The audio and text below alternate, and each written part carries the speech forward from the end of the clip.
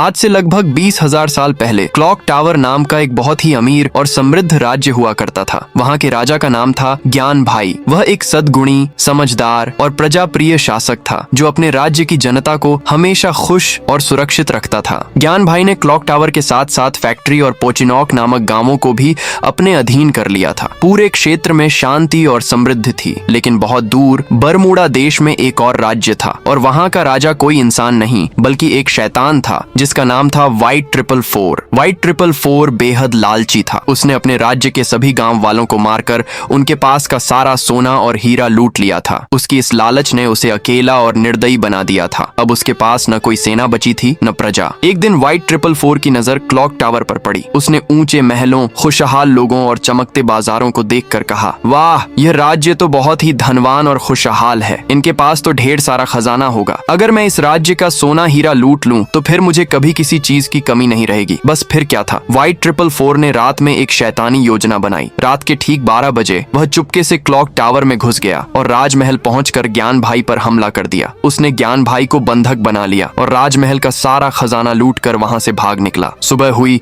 तो पूरे राज्य में हड़कंप मच गया। लोग इधर उधर दौड़ते हुए चिल्लाने लगे, हमारे ज्ञान भाई कहाँ हैं? कौन अब हमारी रक्षा करेगा? उसी राज्य में एक बहादुर और निडर युवक रहता था। उसका नाम था राई स्टार। गांव वालों ने राई स्टार से प्रार्थना की, अगर दूसरे राज्यों को पता चल गया कि हमारे राजा को किसी ने अगवा कर लिया है तो वे हमारे राज्य पर हमला कर देंगे। राई स्टार, हमें तुम्हारी मदद चाहिए। अब पूरे राज्य की उम्मीदें राई स्टार पर टिकी थीं। क्या राई स्टार व्हाइट ट्रिपल फोर से भिड़कर ज्ञान भाई को बचा पाएगा? क्या वह क्लॉक टावर का लूटा हुआ खजाना वापस ला पाएगा? अगर आप राई स्टार के सच्चे फैन हो तो सब्सक्राइब करके कमेंट में राई स्टार जरूर लिखे।